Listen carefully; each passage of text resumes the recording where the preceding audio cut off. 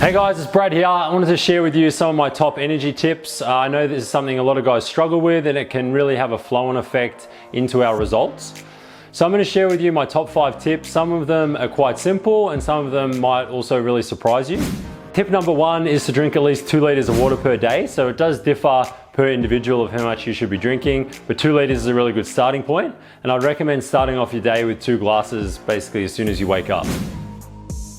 Tip number 2 is get that vitamin D into you. So I would recommend at least 20 minutes of sunlight per day. So direct sunlight, get outside.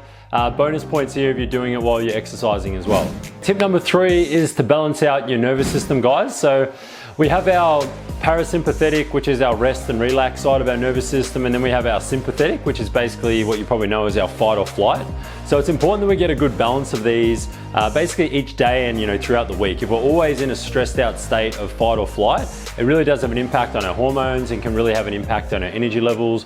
We're going to be creating things like more cortisol, which aren't going to be productive in basically your results in your training. So there's something you can do that's really simple. Twice per day, if you do some deep breathing exercises, this can be something that can really help you balance out that fight or flight mode and make sure that you're getting enough of that rest and relax side of things. Tip number 4 is to exercise daily. So exercise is something that can really help with your energy levels, especially if you've been in a rut with them for a long time.